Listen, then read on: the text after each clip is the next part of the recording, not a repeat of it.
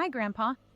After my last transmission, I noticed you're starting to look for other voices, people from your own time, to help you make sense of the messages I'm sending. I'm seriously trying my best to make my transmissions as accessible as possible for someone living 100 years ago. But sometimes it's hard to remember every concept and every technology you didn't know back then. So honestly, I love the idea of you reaching out to brilliant minds from your time to help fully grasp what I'm trying to share. Look for someone called Christoph Heuermann. Back in your time, he was the founder of denationalize.me, a fierce advocate for personal sovereignty when most people still believed the nation-state was permanent. He lived like the borders had already dissolved. He was teaching others how to free themselves from the strangling tax burdens through perpetual travel or strategic company structures. Christoph wasn't just a theorist. He put his resources into experiments that, in hindsight, were seeds of the world I live in now. He was an early investor in Prospera in what you called Honduras, one of the first semi-autonomous cities to test private governance at scale. At the time, it seemed radical, bypassing the bureaucracies of entire countries to write its own rules. But Prospera became a proof of concept, showing that communities could be governed by consent and contract, not coercion. Then there was his work with the Citadel Gardens project, a living prototype of what we now call regenerative citadels. Imagine clusters of homes wrapped in food forests, powered off-grid, exchanging value in Bitcoin and run by local councils.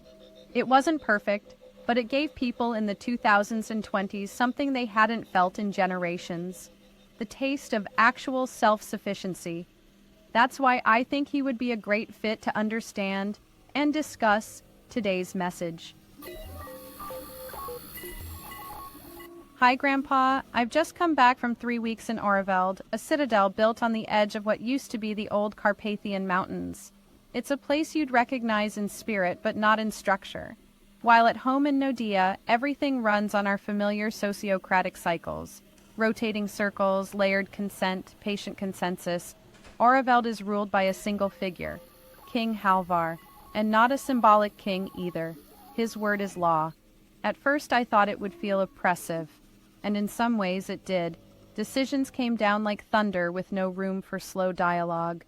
But there was also a strange clarity. Problems didn't fester in endless rounds of discussion. The day after a flood damaged one of their hydro canals, Halvar ordered repairs, mobilized everyone, and by nightfall, water was flowing again. It made me wonder, are there moments when speed is worth more than process? It's uncomfortable to admit, but I realized something. Even in our so-called free Western past, choice was mostly an illusion. Back then, people voted for parties that operated inside the same giant machinery, too big for any one person's will to matter. You called it democracy, but it was more like picking the flavor of your cage. Sociocracy here in Nodea feels deeply human, but it can be slow, almost timid. In Oerveld, I saw how decisiveness, when wielded with care, can be a kind of mercy. Maybe the real measure of a system isn't how free it looks on paper, but how well it lets a community respond to life as it happens. Systems are like rivers, Grandpa. Some are wide and meandering, some cut straight through stone. Both can carry you home if the current is true. Tonight, I'm heading to the Tangle Pavilion for a late council on water rights mapping. Tomorrow, I'll finally sort through the sketches I made of Oerveld's market gardens. I'll send you my next message in about a week. Talk soon, Grandpa.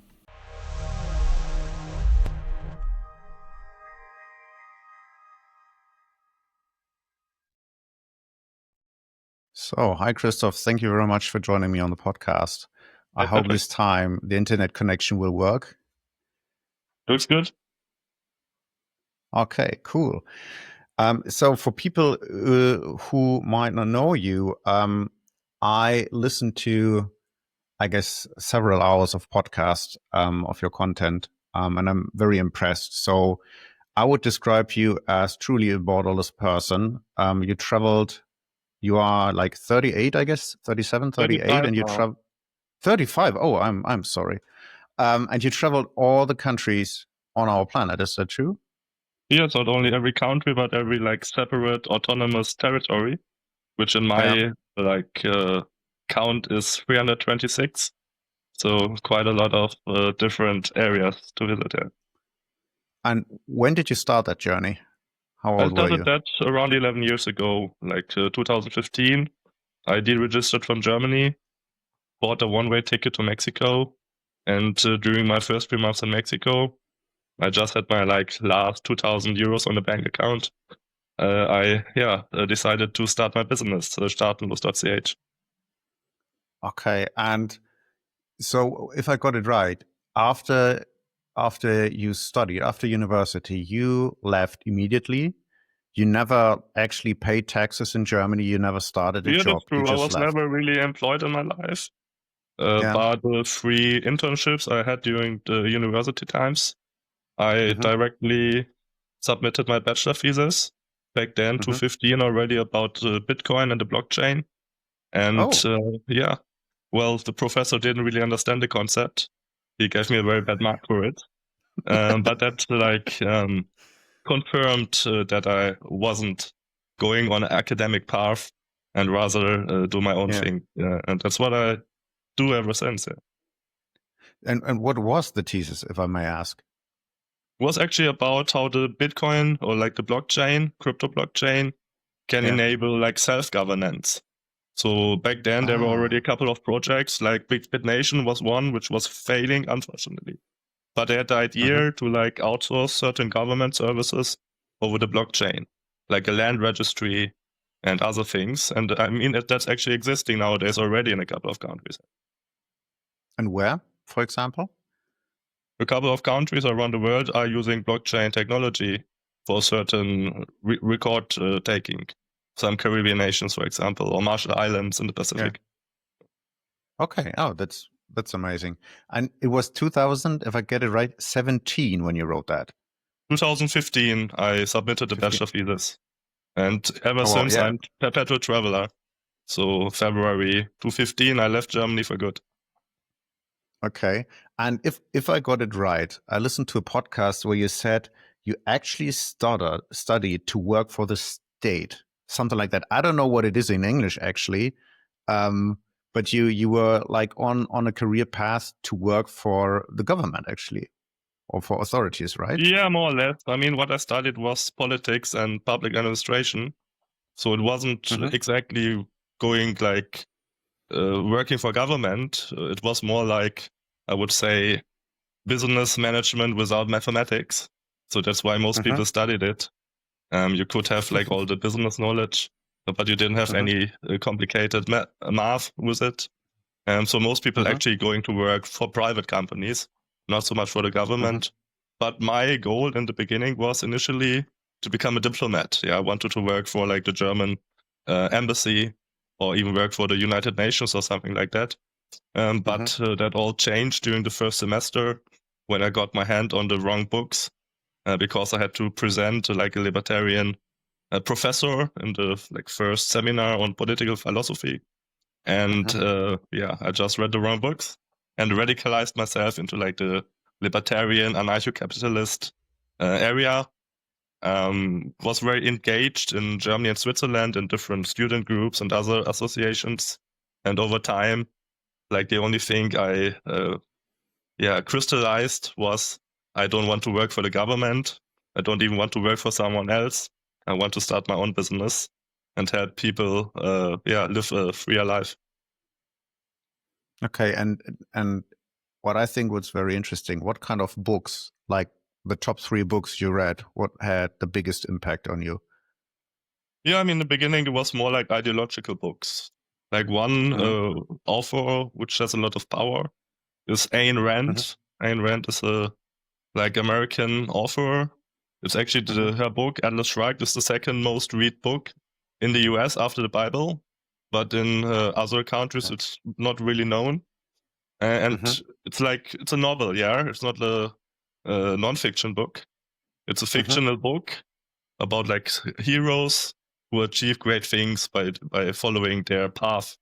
And it has a lot of power if you read this book, a lot of power for yourself to imagine a grand future for yourself and for others. and really go down that path and not being influenced by other parties. Yeah. So Atlas Shrugged or The Fountainhead, for example, those are very like strong books. I can really recommend for people who don't know what to do with their life. Yeah. Okay, that's amazing.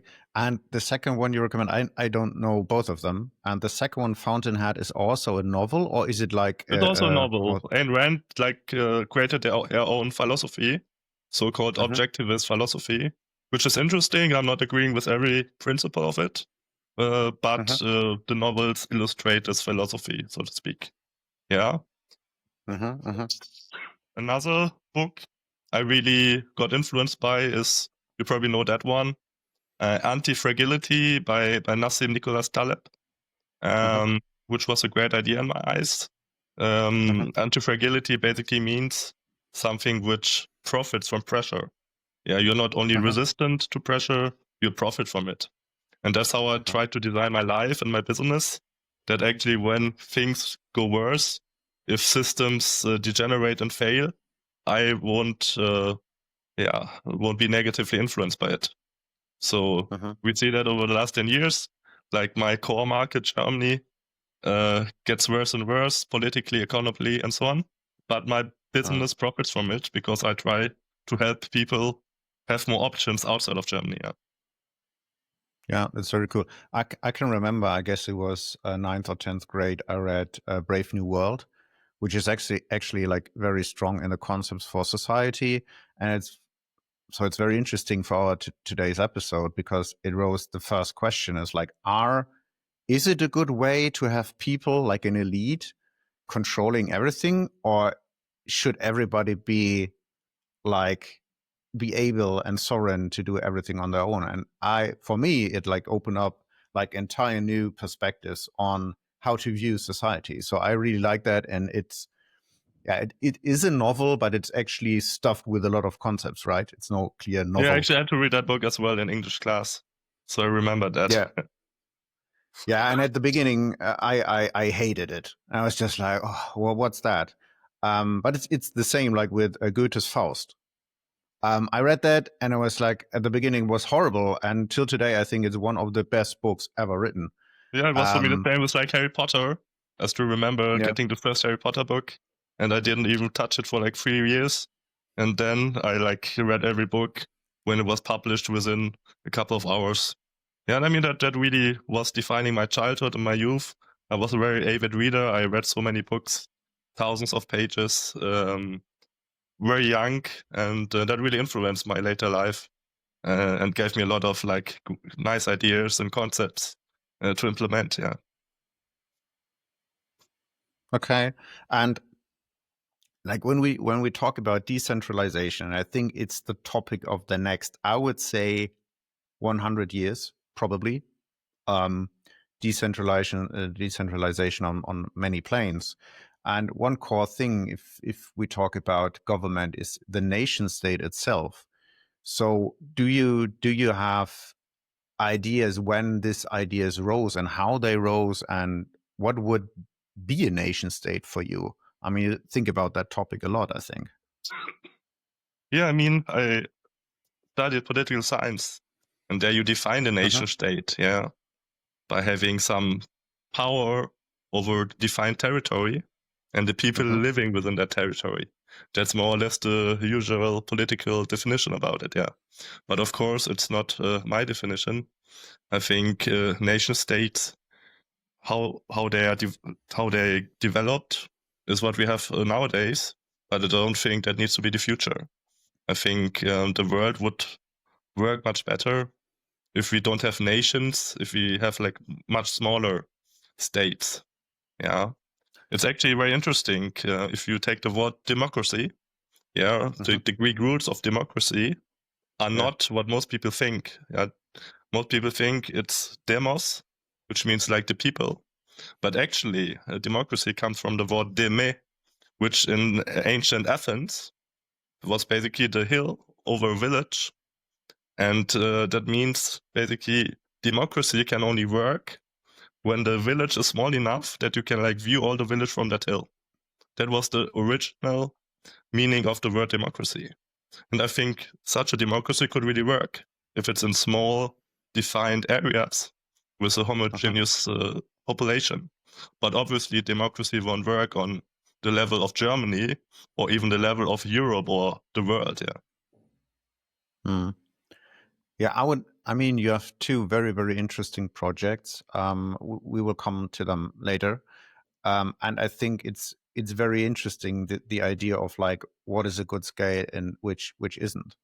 And I listened to a podcast where it was about the US, and the founding fathers were actually, the concept of the democracy they planned was actually for villages, or let's say towns, where all people would fit into one big hall and could actually participate. And that was the idea. It's actually the same thing, like being on a hill, looking as far as you can, and that's the thing you can rule with the democracy, or like make decisions. And the same applies to that. But actually, not all Americans would fit in one hall. So it's very difficult to have a system set up like this. But before we dive into democracy and how we could like develop new, let's say, visions for how humanity could organize, I'm very fascinated, and you obviously as well. So it's my topic for the next year is the tax systems, and your job or your main business is tied to that, helping people to, I would say, get rid of taxes. This is how it feels for me. You don't need to use the same words. And what is actually the origin of taxation? I mean, most people think it has ever been there. I mean, there's another book I can really recommend. It's called For Good and Evil, The History of Taxes. It's a very big book, I think over 1,000 pages. And it basically recounts world history from a couple of thousand years ago to nowadays, just defining by taxes. And you always see when the civilizations really rose, were at their highest point culturally and so on, there were actually very little taxes. And every time civilizations were failing, the Roman Empire, medieval empires, taxation was very, very high. So it's a very interesting dynamics. I mean, of course, history doesn't necessarily repeat itself, but in terms of taxes, you really see this dynamics very clear. Yeah. Yeah, I would say I learned that term recently is history doesn't repeat, but it rhymes. And I think this is this is actually what it is. And I had a guest on the show, Jake Woodhouse. We talked about the fourth turning. Have you heard of that phenomenon? Yeah, I know. I have to written that book as well. Yeah, and I guess taxation is one of these things. And as far as my research went back, so I didn't read a book about like 1,000 pages, but as far as I understood, like taxation has been there, especially for times when nations or kingdoms were at war, right, to finance the army. That was actually the origin of a lot of taxation, right? Yes, I mean, it was more or less a contract. It was a contract between two parties, the king or the duke, and like the people living in his land. And the king offered some protection and the monopoly, so to speak, on law and so on. And then the population said, if there's war, we help you fighting this war. Or we help you, whatever, doing some buildings, things like that. It was a voluntary contract, more or less. Because back then, there were no borders, yeah? People could easily move to other territories, go to other kings, go to other dukes, and have other contracts. And that's a society we might imagine in future as well, again. Yeah, again, starting from the very beginning. And what I found fascinating, and if you're into that topic, what I seem to understand is that in war times, when you go to war is very, very expensive, right? So a king, in order to protect the people, they would actually need to rise taxes, at least temporarily, to finance the war. And then some, let's say, kings or early nation states came up with the idea of like, stehendes Heer or standing armies. So they would have it permanently, not only in war times. And this was actually the origin of the income tax, the permanent income tax, especially in, I guess, the UK, fighting Napoleon, was one of the origins, guess, of the income tax. Yeah, definitely. I mean, there were taxes during all of history, but income tax is a very recent modern development. Most countries didn't have an income tax until the First World War. Yeah, even countries like Germany had a very low tax, basically no income tax at all until the First World War. And only from the First World War, and also in the United States, there was direct taxation. First, there was 2 direct taxations.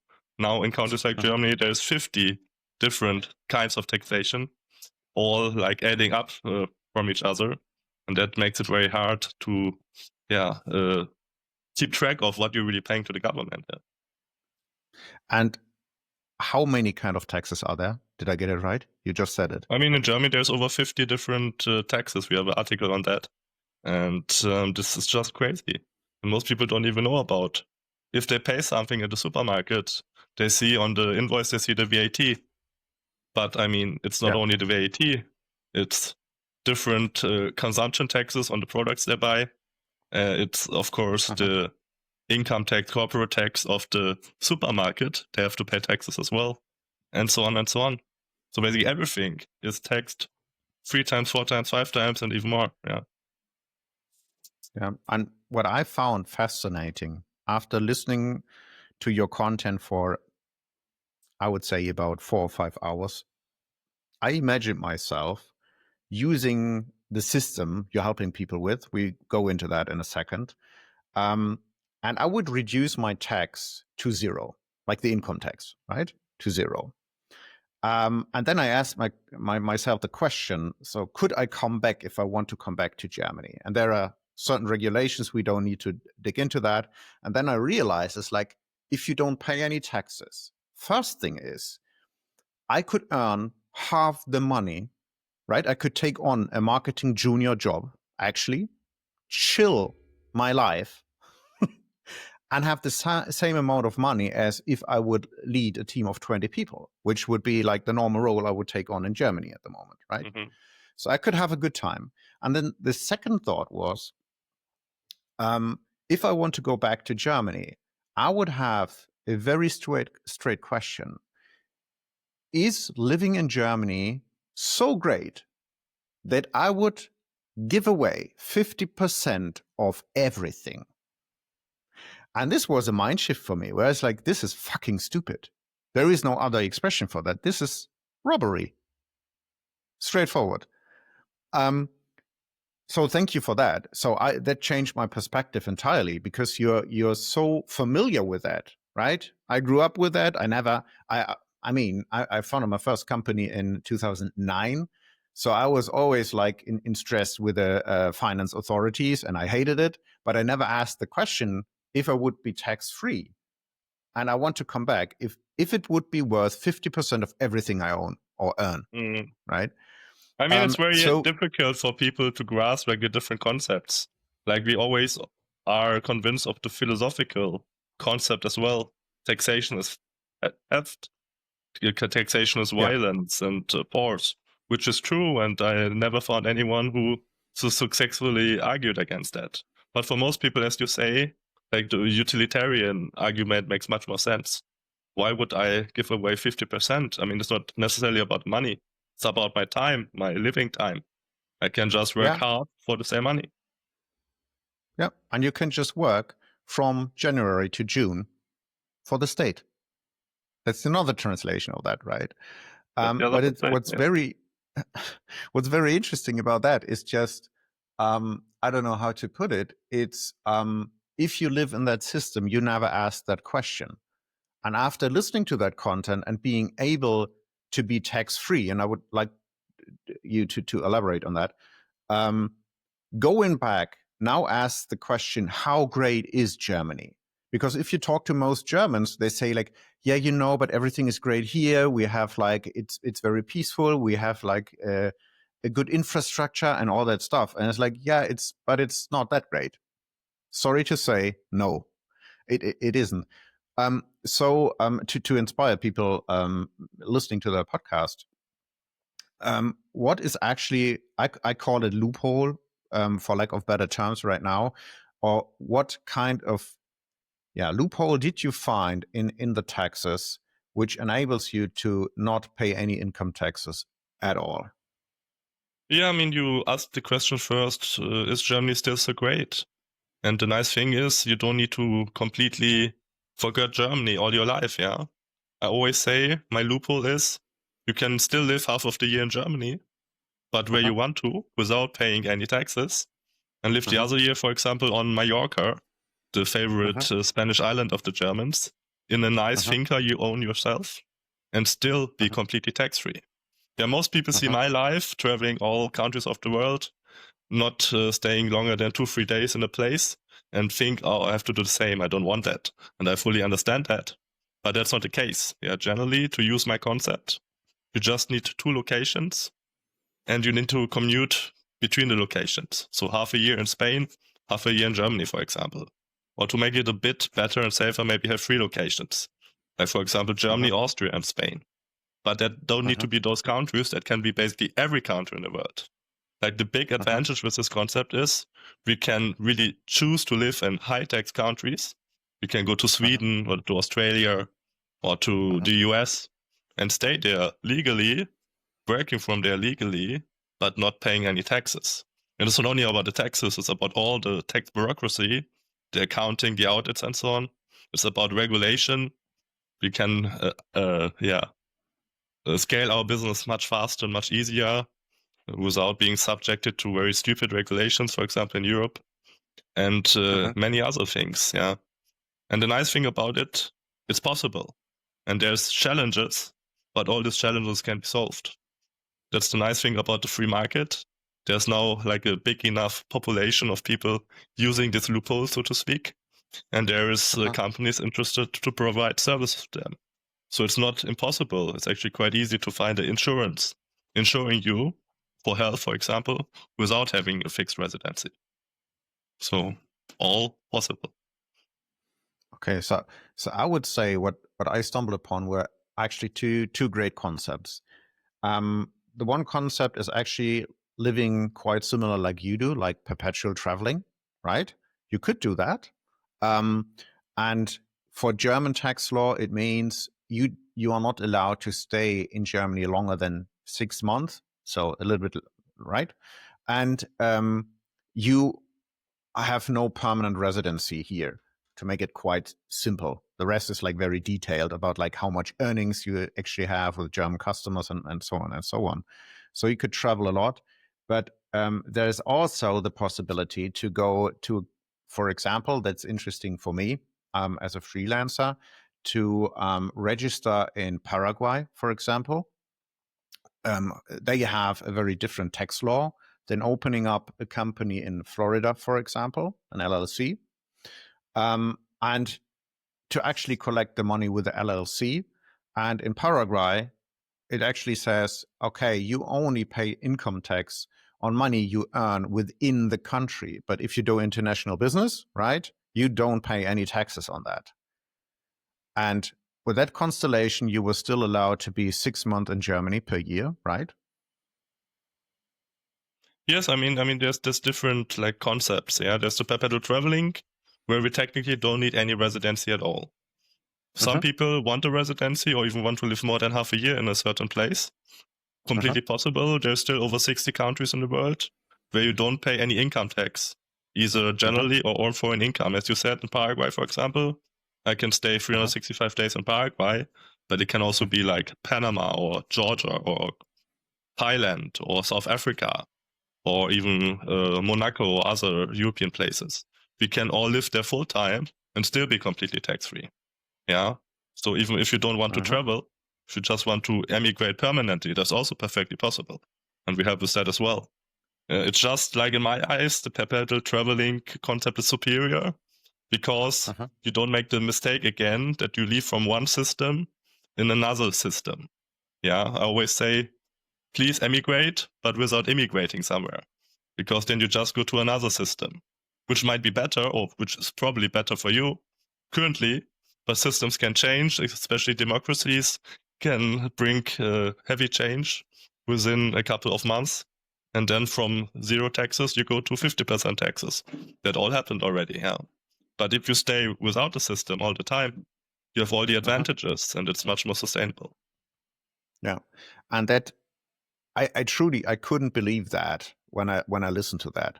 So you could be, and this is actually what your website says, denationalize me, it is in English, right? Or staatenlos in German. It actually means you don't have to pay any taxes anywhere, and it's not tied to your national identity. I'm still a German, right? But I just don't pay any income taxes because I'm traveling, right? And this message alone is so important that it needs to get out there from my point of view, because I just couldn't believe it. And it's I would say, no common knowledge for people, and that it's actually 100% legal. That's very important to say, right? Yeah, I mean, it even goes farther. Yeah, what you just said is completely right.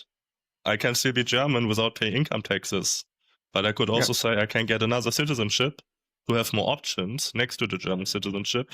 For example, it's possible, a couple of countries sell their citizenship. Yeah, I bought last year the citizenship of Vanuatu, small Pacific island nation. So I have now 2 citizenships, German and Vanuatu. Even if I would give away the German citizenship, because I don't want to fight against Russia, for example, or I don't want to be taxed on the base of citizenship, I would still identify myself as a German.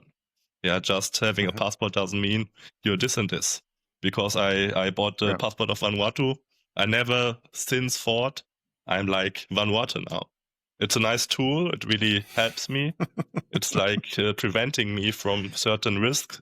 Yeah, Germany cannot really sanction me now by like pressuring me doing certain things so that they won't steal my German passport from me. Yeah, because I have another passport, and that gives me much more freedom. But I mean, just having a paper which states something doesn't mean that's your identity. Yeah, you define your identity yourself. And I mean, that's what we always say. That's our slogan at Staatenlos as well, because your life belongs to you.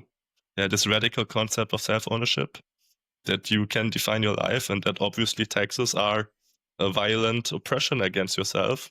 And it's your moral duty, not even your right, but your moral duty to escape those systems who pressure you into doing that. Yeah, and I think I don't know if there is much English speaking content out there with you. Is there much English speaking content? I only listen to the German versions. No, there's a lot of English speaking content. You have English interviews, we have everything translated to English, and there's not as lot as German, but there's still plenty of English interviews as well. Okay, so I could highly recommend that, because it opens up your mind what's possible.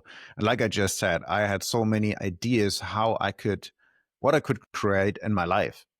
Actually, if I'm not dependent to a tax system, and like I just said, I could have a way stressless life without being necessary to perform a 100,000 or 120,000 euros job.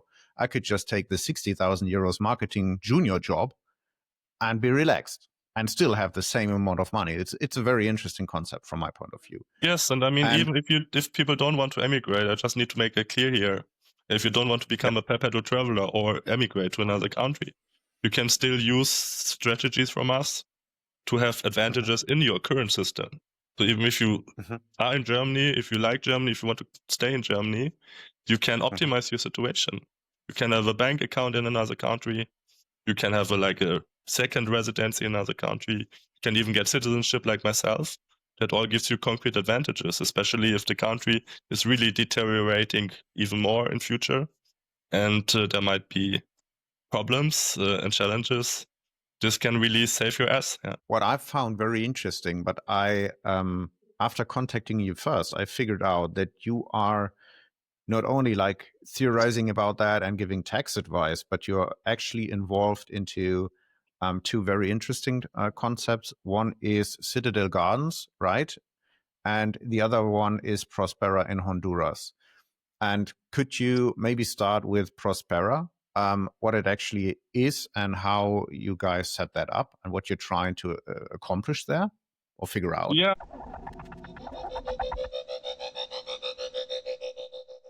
You know that moment when you try to explain Bitcoin to friends and family, and 30 seconds in, they are already rolling their eyes. Yeah, same here.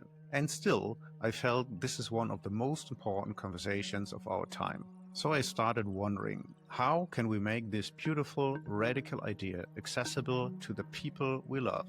That's why I wrote Unfuck Money. Not about price charts, not about tech. It's about money as life energy and how the system we live in quietly drains it. Unfuck Money is the simplest, most mind-expanding guide to why things feel off and how Bitcoin might just change everything. Written for people into spirituality, self-growth, and truth, not spreadsheets. This isn't just a book, it's a bridge. A way to show your partner, your mom, your best friend why Bitcoin isn't just internet money, but a peaceful revolution.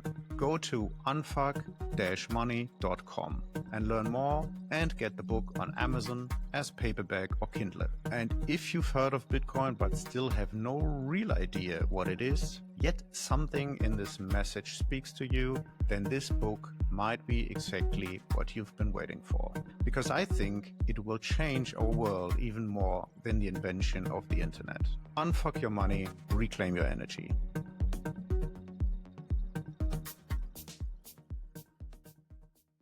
I mean, it's generally more like the general movement of free cities. So free cities is a concept we first need to define. Then I can tell you a bit more about Prospera.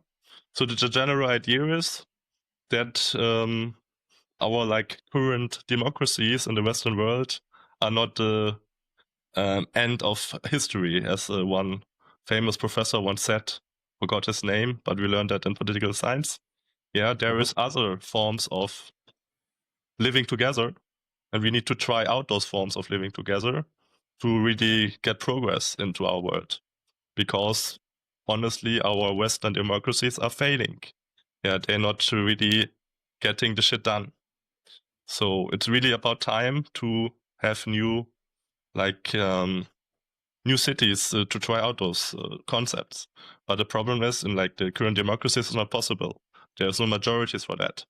So we really need to start like new entities for that. And now the idea is pretty easy. Yeah, a free city is basically a country giving away a part of its territory in exchange, for example, participation at the city. And the city, makes voluntary contracts with people who can join to the city. So it's not like the implicit contract. You're born in a certain country and then you have to follow the laws and pay taxes, etc. People can voluntarily choose a certain contract to live in a specific territory. And this is a very radical concept because if you really think through it, it's private contractual law. And it's on both sides. Yeah. So in our current system, this contract is broken basically every day. Yeah, you can vote every 4 years, and then someone comes to power who has a lot of promises, but often doesn't keep to the promises and implements completely other things.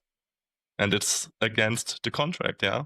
If you have a contract which specifies this and this and this, you only get this and this and this, and not that and that and that. So if someone breaks the contract, the provider of the services in that city, you can sue him. Yeah, for example, one of the, and now we come to Prospera, one of the main promises of Prospera is 100% security. Honduras, where Prospera is located, is one of the most violent criminal countries in the Western world with very high homicide rates. So most people are interested in living in a community where they can go out at night without fear of being killed. Yeah, so Prospera guarantees 100% security. If we are robbed in Prospera, this isn't what was promised. So we have the right to sue the provider on getting something because he didn't guarantee the security. Try that in a Western democracy. Yeah, if you are attacked in a subway, try to sue the police who should protect you but didn't protect you. That's not working. But that exactly shows what's wrong with the current systems. So if there is a service promised, it should be kept. And if not, you have some legal obligation of getting things back. And the other, defining concept is it's very sustainable. You have a contract which says this and this, and it cannot be changed. Yeah. In our Western society, everything can be changed on a whim, but there you have a clear, legal, sustainable pathway, and you can work with that. You have clear conditions.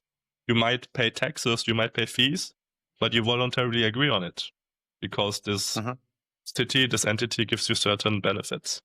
Now, Prospera isn't like the utopia.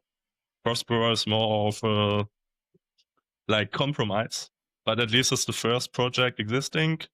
They negotiated with the country of Honduras.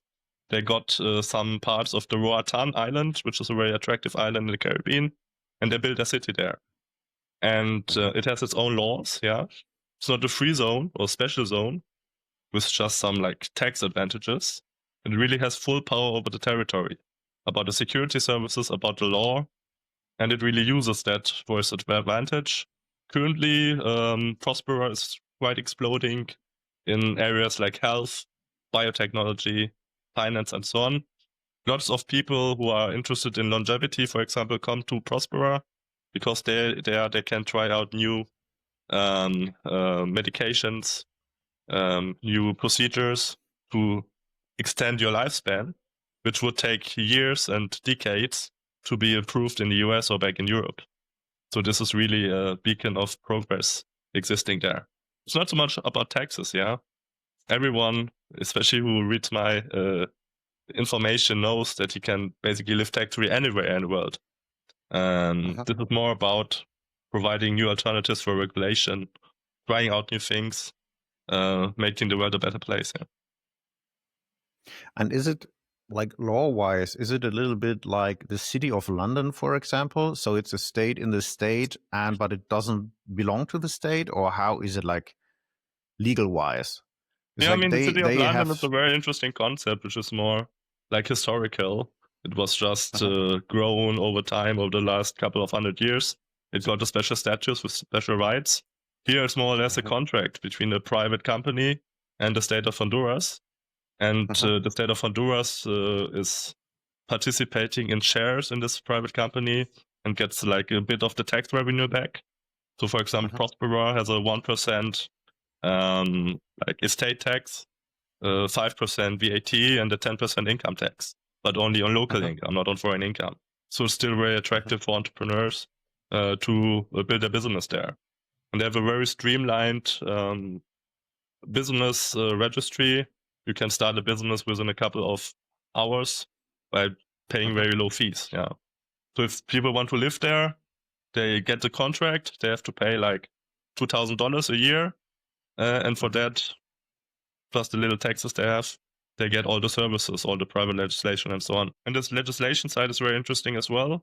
There's different concepts. For example, if a certain industry wants to be active in Prospera, they have different approaches. For example, they can use the Prospera legislation, which is basically American common law, British common law, American common law, which is much better in my eyes than the civil law societies we have elsewhere in the world, because common law really grows over time and is about trial and error to find out what's the best concept of law.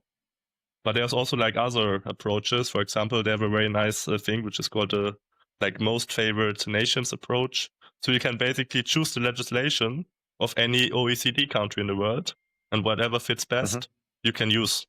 And you can even create your own legislation. If you say, this is not working for us, we need regulation, we need to regulate ourselves, but this is all bullshit, they can propose their own legislation, and if it's suitable, they get approved with it. And one important point I didn't mention yet, it's a for-profit entity. Yeah, a free city is a for-profit entity. There's no democracy. The democracy is, so to speak, your voluntarily right to have a contract with the provider of the city. And of course, you can always go out of the contract and move somewhere else if you're not happy with the decisions of that city. But in the end, it's a for-profit entity. They want to provide the best services so that more people move to that city. And of course, they will earn money from that. Yeah. And how many people do live there currently? So currently, Prospera has around, I would say, only 100, 150 residents who are up there permanently. The problem was politically the last 5 years, a very critical leftist communist government was in power in Honduras and tried to revoke the privileges of that city. But I mean, they did it very well in defining these contracts. So it was basically not possible to revoke it. And now probably government is changing again in Honduras and it looks much more friendly. And Prospera really used the time to scale the project, to just concentrate on the important stuff. So I think even more people are moving there now. Like they built a big house, like a big skyscraper there. So there's, it's like, I think 20, 25-story skyscraper, which basically all apartments sold. I was there already 3-4 times. So it's very interesting. And I mean, the idea is to make like a little Singapore, a little Dubai, or a little Monaco out of that part of the island. And how many people would fit on that island? The island still is be pretty comfortable? big, but it's only like a little part of the island. So I would say, I mean, the area of the Prospera is around the size of Monaco. But if you build vertically, it can easily be 1 million, yeah. Just depends how you build. Okay. And what I'm really interested in is, and I guess you get a lot of questions about that, is especially the monopoly on violence, let's call it like that. So the police force or army or however, security, we call it security, that's more neutral. It's a private company as well, or it belongs to the corporation of the state, and you could actually sue them if something happens. Yeah, I mean, they really have the power about the security. Honduran police on the island is not allowed in that territory. Yeah, they always need at least the approval of the entity that they can come into the territory. And there's like a private security service controlling the territory that no one who is not admitted can go in. So if you visit Prospera, it's not a big deal. You can easily visit and look for yourself. Just fly to the island of Roatan, which has direct flights from several US and Canadian cities and elsewhere in Latin America. Then it's like a 10-minute taxi ride from the airport to that zone. You just need to register a reception, you get a badge, and that's it. And then you can visit. Or you can become like an E-resident, where you pay a couple of $100, and then you can always come in. Like this E-residency is the permission to always come into this territory. Yeah. And the security services, I mean, I never really saw them when I was there, but I think they do it quite efficiently. I mean, it's probably some kind of supervision, maybe even with modern technology like drones and so on. But it works and keeps the territory clear of criminals. And would you have any kind of, I mean, most of people would think that they would have big issues with private security companies. Do you see any issues in that? Because like actually you privatize the right for or the monopoly of violence, right, to a certain company. So my personal conviction is I believe in capitalism, right? So if you have a monopoly, there is no need to provide good service because you wouldn't lose that monopoly, right? But in case you don't provide that security service, you could lose that, right? It's not a utopia of like an capitalist society where there's no governments at all anymore. Here's just like a free city having a contract with like the host nation, Honduras. So this free city just says, here's the private security service, yeah? And if it's not doing their job, they will just hire a new private security service. Or they even go back to the host nation and say, here, Roatan police, please help us with that and that. Yeah. So it's all possible. But of course, if there's no governments more at all, that's technically a point. This is like a big debate, even within like libertarian circles. Do we need a government, or can we really have competing security providers? Many people say, yeah, those with the most tanks and drones and so on will win, and then make their own monopoly. But that's not necessarily the case. Yeah. I mean, it really depends. The debate is led in many books. But yeah, it's an interesting question to follow, certainly. Yeah. And what I realized when I lived in a, let's say, alternative living community for about a year, and what I realized is that most of this stuff you can't theoretically think through. Some you can't, but most of the stuff you need to experience and then see. And then, like you described, like the common law, like you develop over time, because it depends on the people you're working with, on the constellation you have at that time. And it's very difficult. And this is one of the questions I try to wrap my head around, that, like private security services, and I couldn't answer. I mean, I would say it can't be worse than the current situation we have with the public police.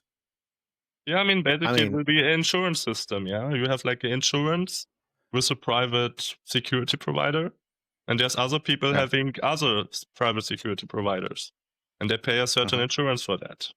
Yeah, and those security providers, they are of course not separate entities. They're all like exchanging with each other.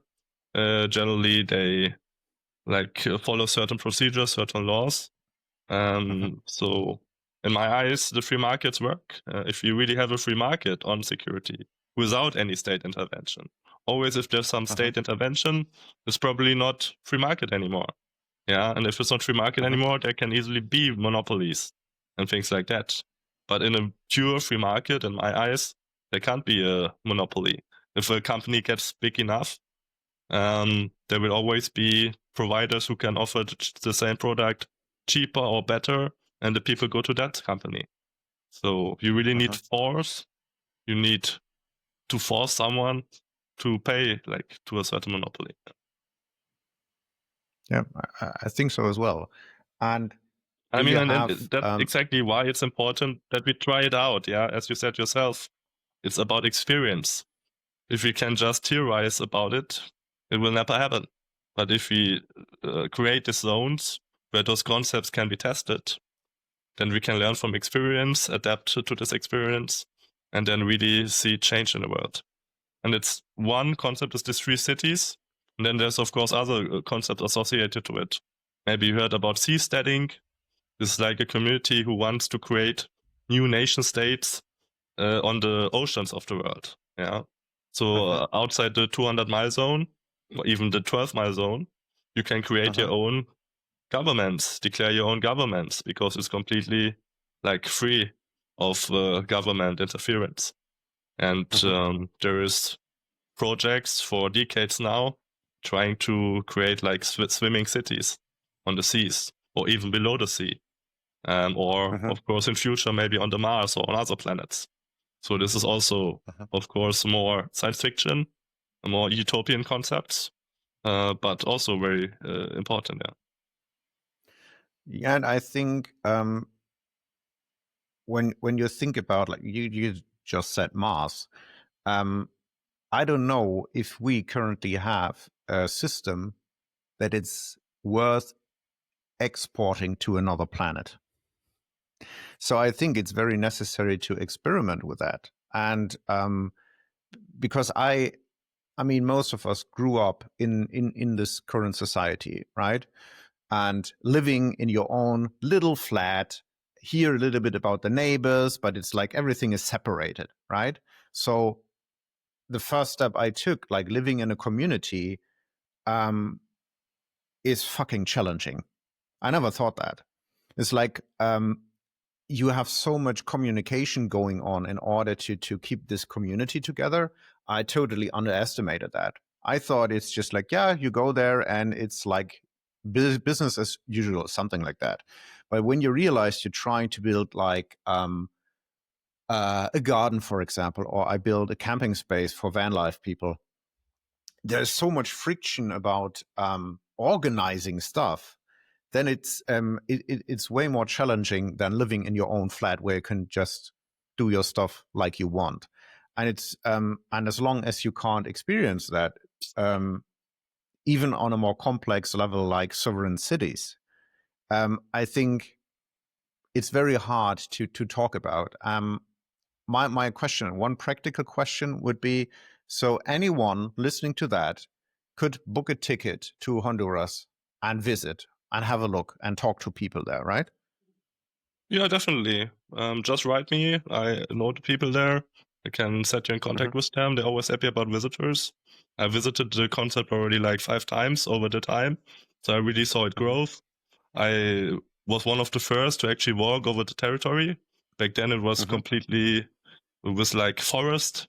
Now the forest is cleared. Now the first buildings exist. Even the skyscraper I told about exist. And maybe in a couple of years it will really look like a little Singapore or something like that. Yeah. So it's great to see this vision unfold and the progress on the territory. But I mean, it's the pioneering concept, so to speak. But it's not the only one. Now there's free city projects in other parts of the world as well.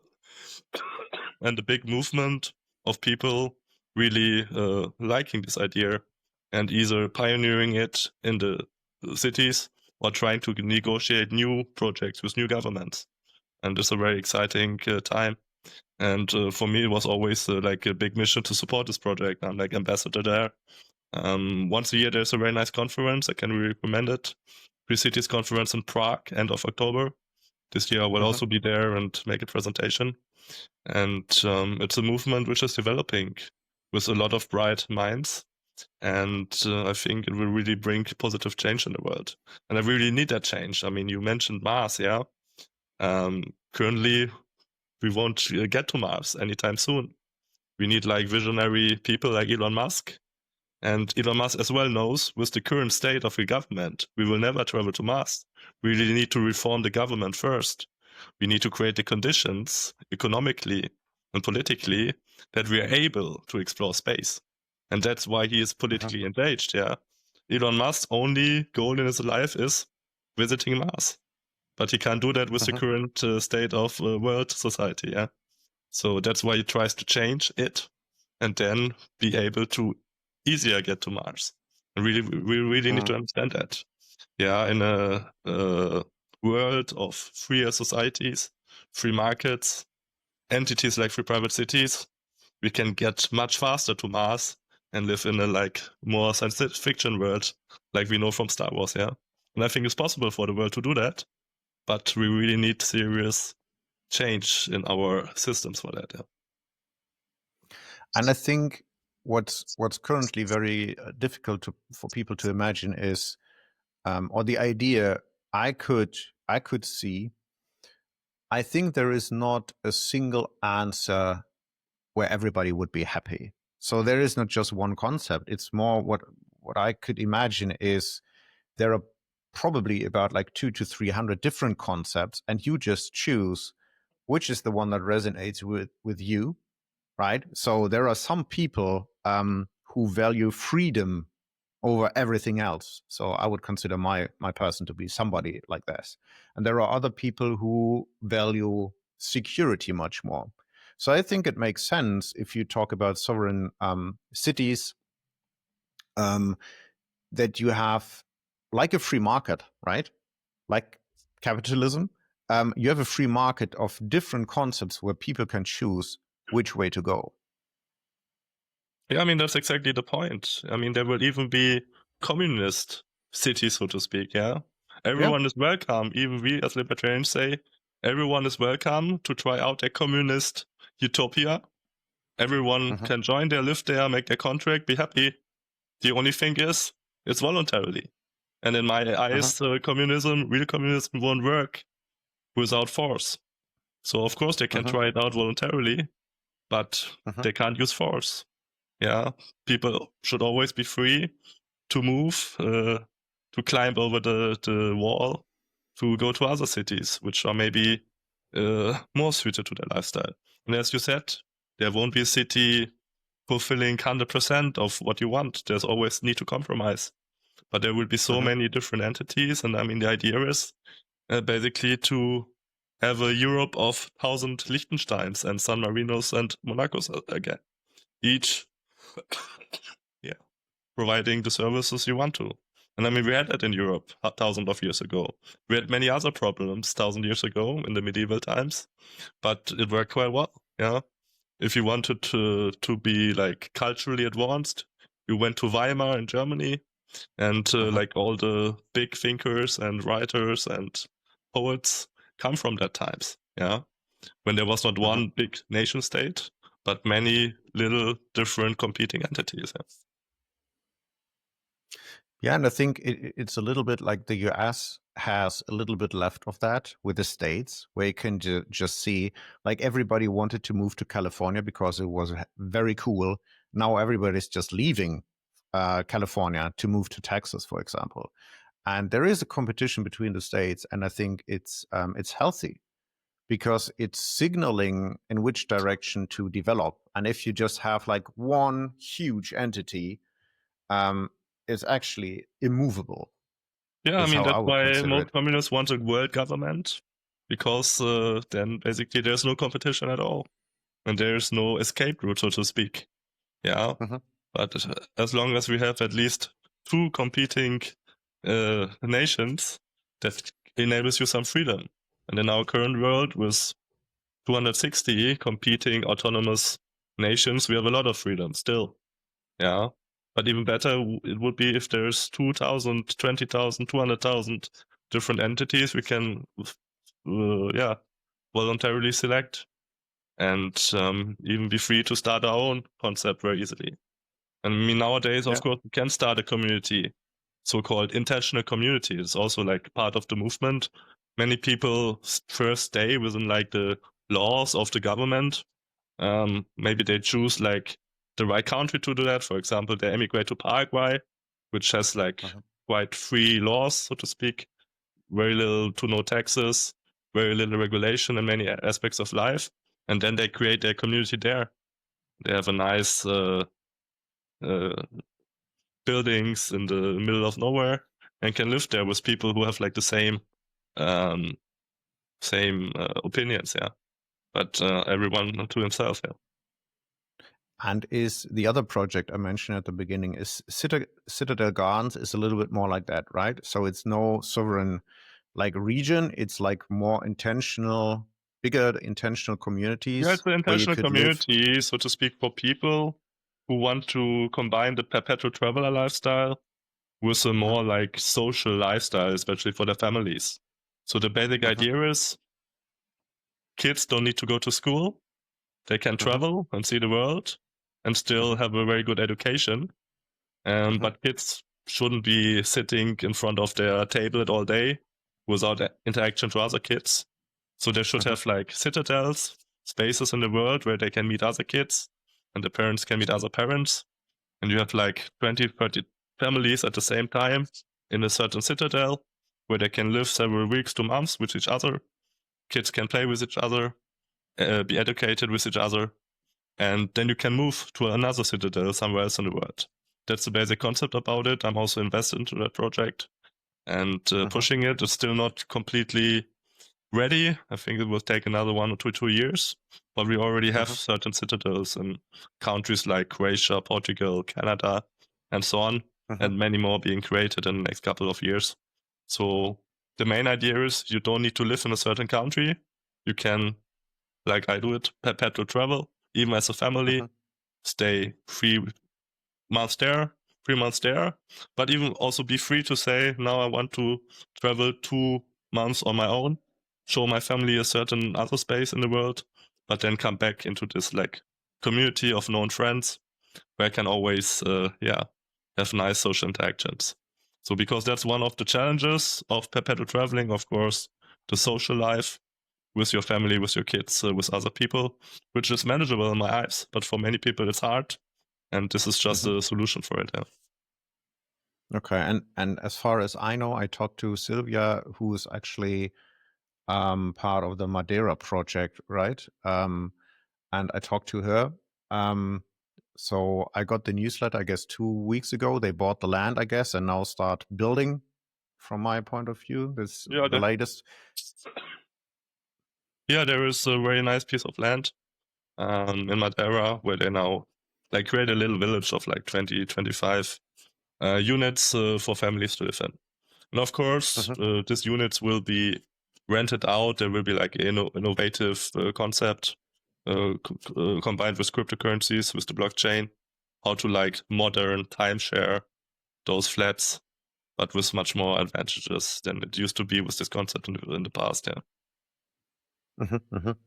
And I saw that you also use Bitcoin for buying shares of Citadel Garden, right? Yes, it's completely running on the Bitcoin blockchain. And most investors in the project are coming from the crypto space. It's often like young parents who have kids, like just born, and who really just need a vision for their future life, how to like keep the concepts of like the lifestyle they're used to, the tax freedom and so on, and still live a nice, fulfilled family life. So that's why a lot of young parents invest into the project as well. Okay, and if you now imagine we would have the world with like 200, 300 different concepts maybe of sovereign cities or city-states or however you want to call it. What would be your favorite pick? What would you like really value? I mean, I don't really need this concept of free cities for my lifestyle, yeah, because I know how to navigate the world as a perpetual traveler, live everywhere, even in like the high-tech countries, have a lot of fun without much disadvantages. I think we really need these free cities for more ordinary people, so to speak, yeah, who really want to try out physical businesses, which are important for like the progress of the world. Or even people who want to just to be a baker or whatever physical job, that they can really also have these opportunities we have like as digital entrepreneurs. Because at the moment, if you don't have money and live off your assets, you need some kind of digital job to make use of the perpetual traveling. But everyone else is fucked, yeah. They are basically in their democracies and they don't have the options. But free cities enable the options to have a very low regulation, very fair to no taxes, and the opportunity to really be the best of your job. Yeah, and I think for those people, it's a very important concept, and a lot of people in this next generations will profit a lot from that. Yeah. And so your plan is to travel as long as you can. You won't stop traveling. I mean, now I am moving places every 2-3 days. There will probably be a bit less in future. Maybe it will be 1 month in a place or 2 months in a place. Probably some own real estate as well over the world after some point, yeah.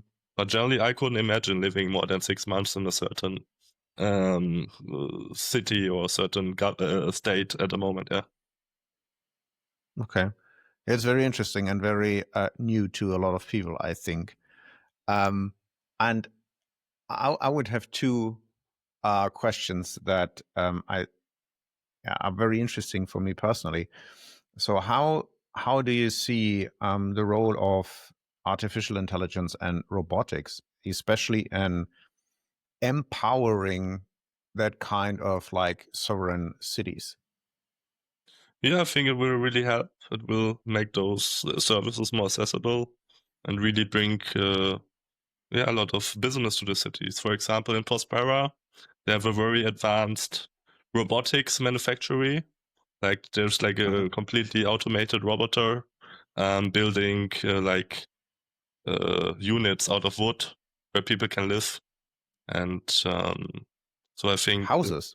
Yeah, they build basically houses with an automatic robot system, and the factory is within Prospera. And this is only like, I think 1 of 3 of these units in the world. The 2 others are in the US.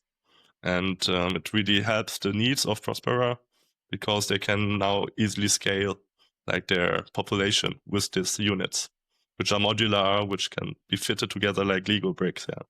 So this will really help advance those concepts, because it makes it much cheaper, of course, for people to come and live in Prospera. And do you, I mean, I'm still like with every topic I discover in regards of artificial intelligence, my mood swings from it's very useful to let's get rid of that.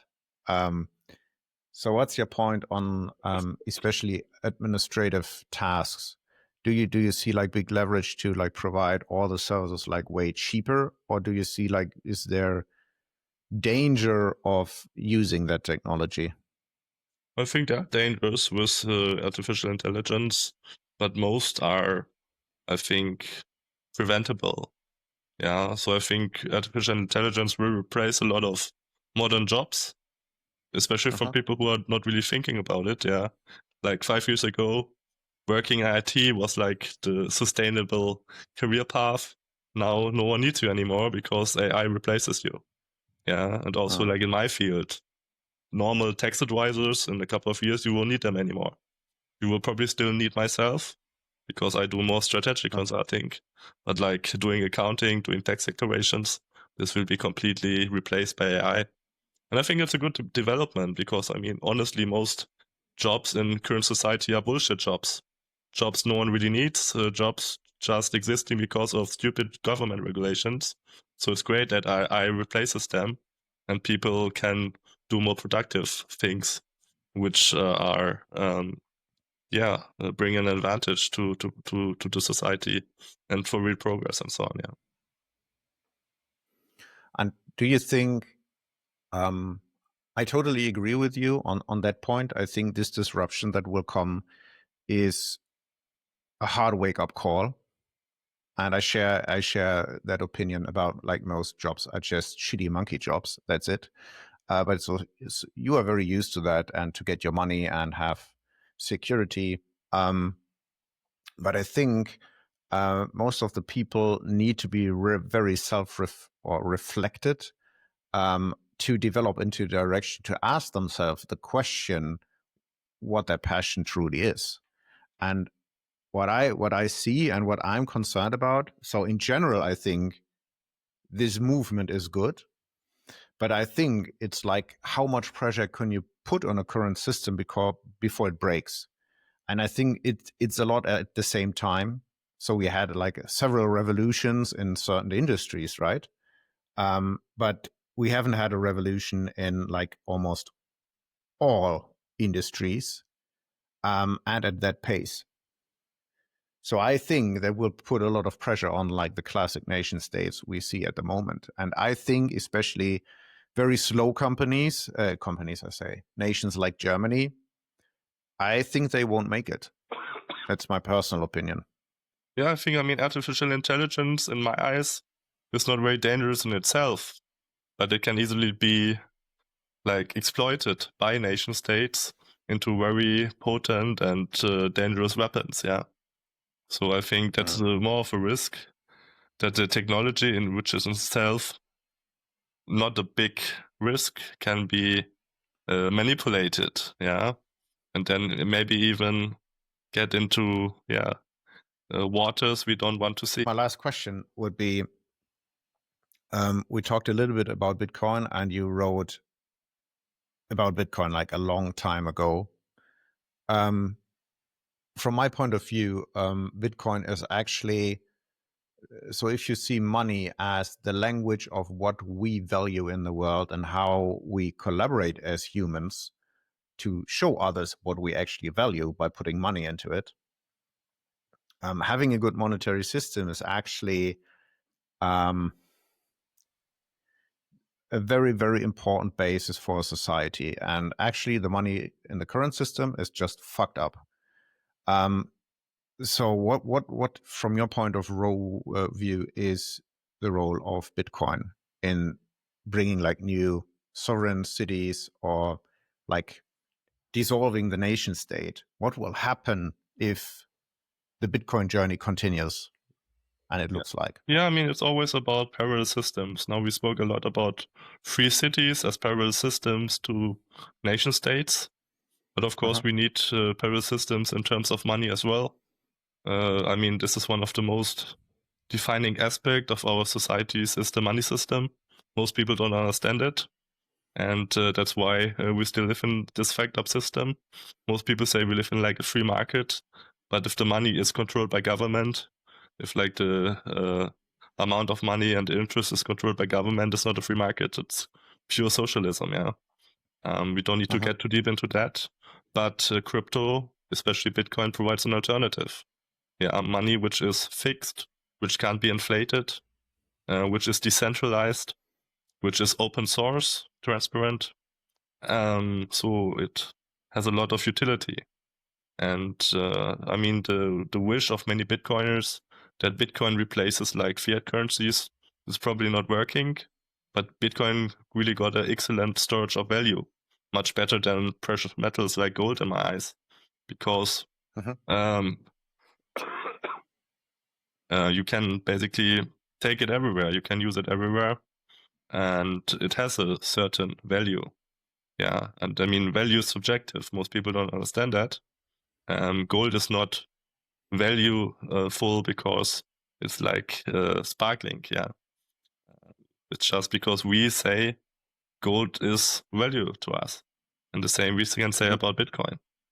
So Bitcoin has, of course, some volatility. It goes up 10%, goes down 10%, but still is an excellent storage of value because it's decentralized.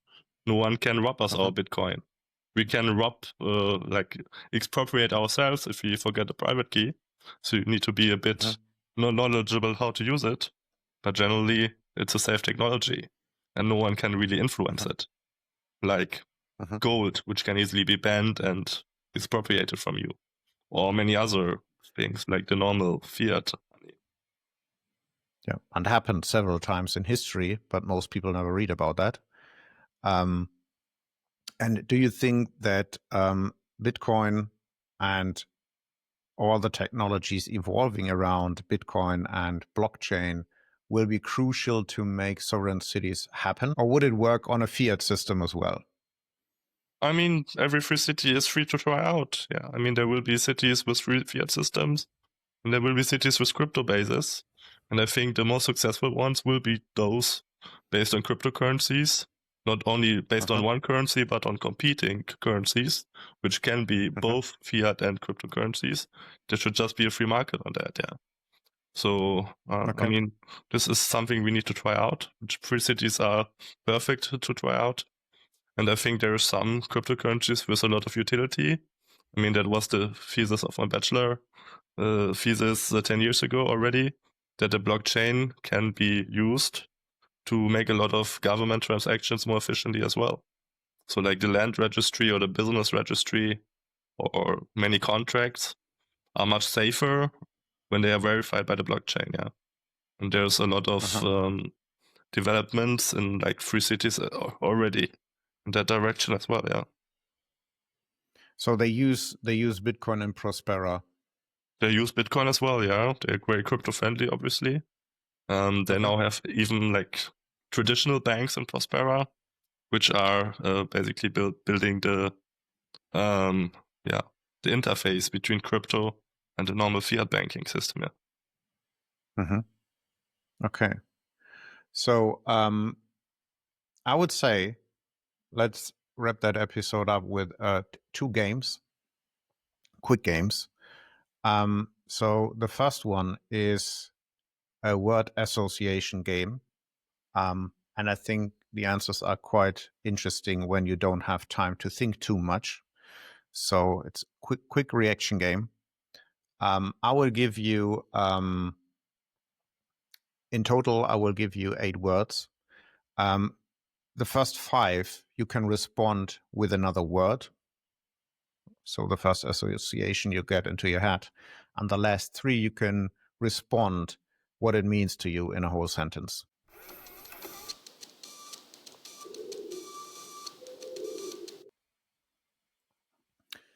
So the first word would be freedom. Sovereignty.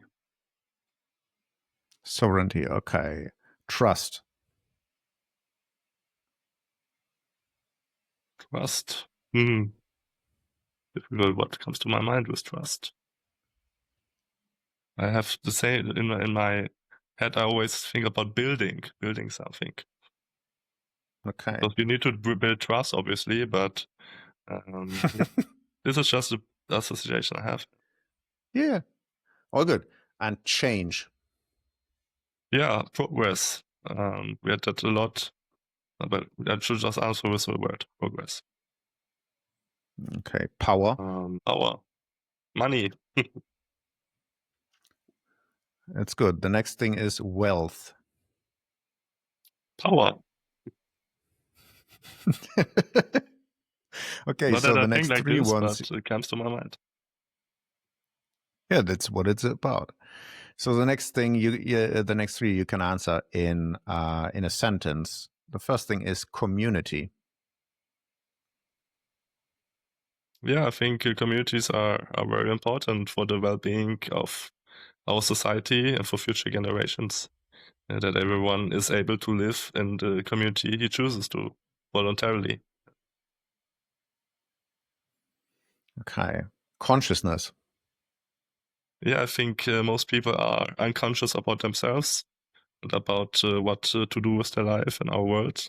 And it's very important that people get more self-conscious about their true desires and their true values and really execute them in their lives as well. Yeah, definitely, I share that. And the last one is Bitcoin. Bitcoin is a great financial technology, revolutionizing our monetary system.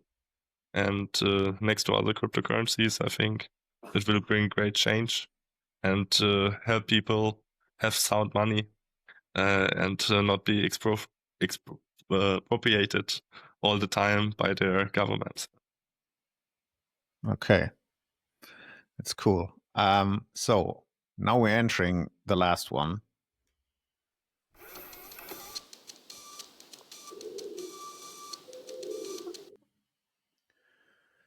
So this podcast is about the future and we living actually in the past of my grandchild. So it's about time travel, sending messages back and forth. And now, if you could imagine, you could send a message back in time to your 7-year-old self. What would it be? Yeah, I would probably confirm him what I did back then. Be very curious, read a lot of stuff, and but also not be too perfectionist about it. Yeah, my big problem in my life was I was always too perfectionist. I always started things too late or not at all. So if I would more be on the side of trial and error, trying things out, failing and learning from that, I would have been more successful in many areas of life much earlier. Yeah, it's definitely, I feel that. Same for me. It's like try and error and stop overthinking. Just do it. And if you turn back to the future, if you can send a message to your grandchild, it could be a message. What would you send? Just imagine she will, and that's the freaky thing about that. She's able to watch that. Yeah, maybe she's watching She will that. be. She will be watching that in whatever years. So I think we already had this topic. Yeah, it's regardless of the time we live in. If we live 2,000 years ago, now, or in 100 years or in 2,000 years, is always like the defining concept of humanity and of yourself to be self-conscious. Yeah, to really ask yourself, why are you living? What life do you want to have? And what values you prefer? I hope that my grandchild also prefers values like sovereignty and freedom and voluntariness and so on. And that can be difficult in other times. We don't know how the world will look in 100 years or 2,000 years. But I think it's worth living much more if you have your inner compass. And if you try to hold up your values, yeah, doesn't matter the conditions you're in. And I think this is a timeless message I would send to all future generations. Yeah. And if you not could only send a message, but also ask a question, you could ask it to my grandchild.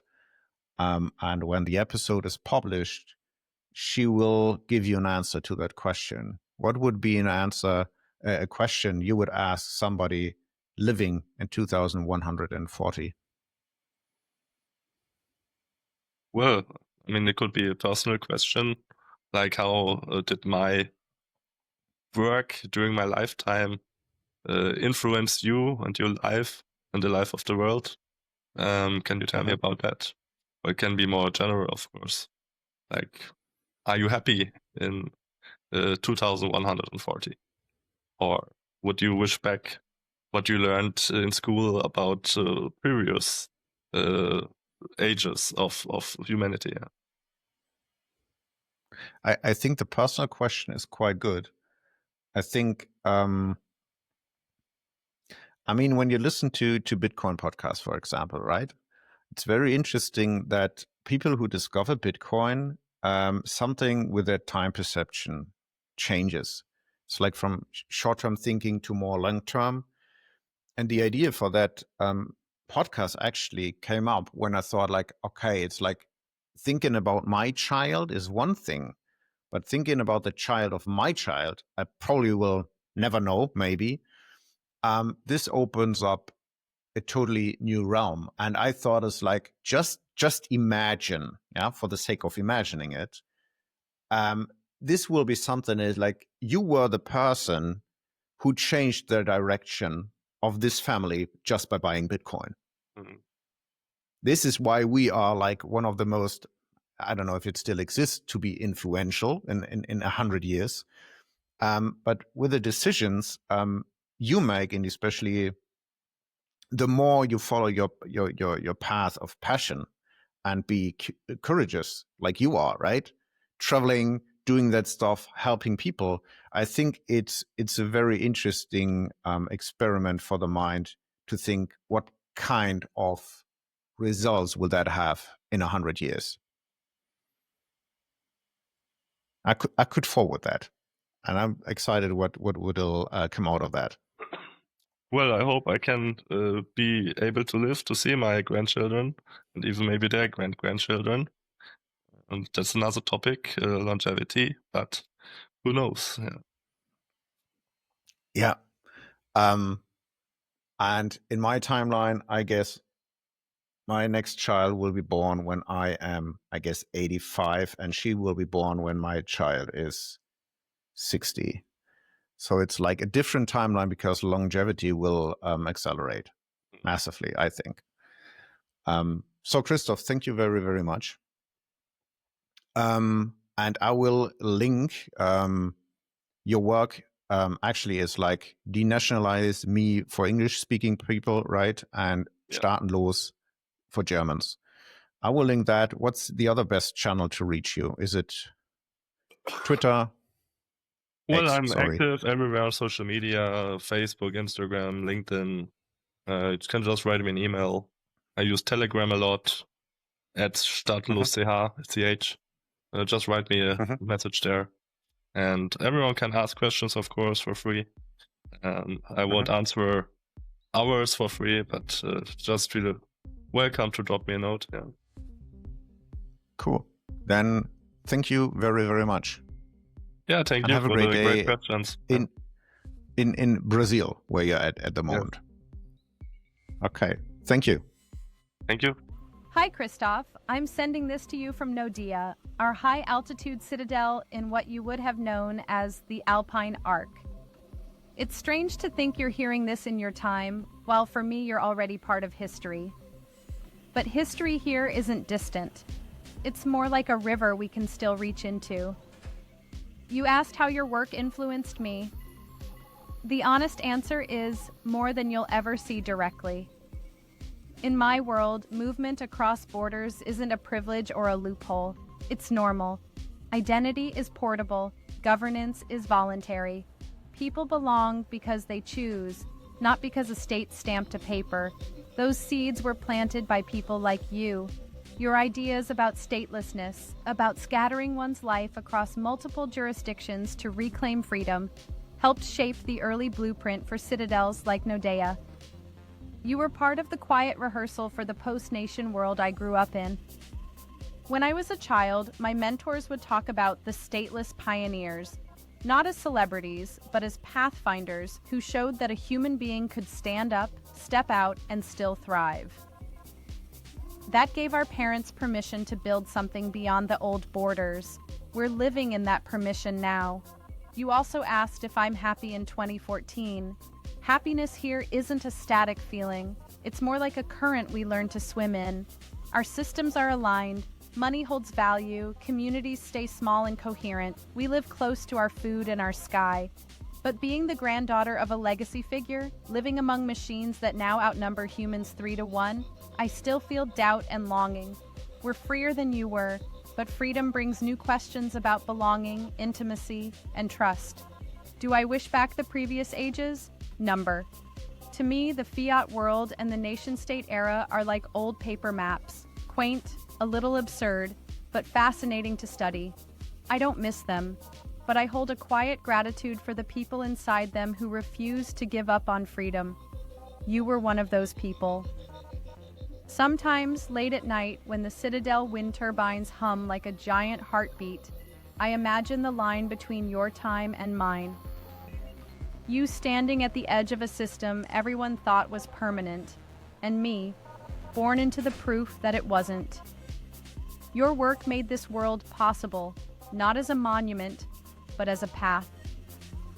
Thank you for walking it. Freedom is a seed you never see bloom, but it blooms all the same. Bye, Christoph. Talk soon, Grandpa.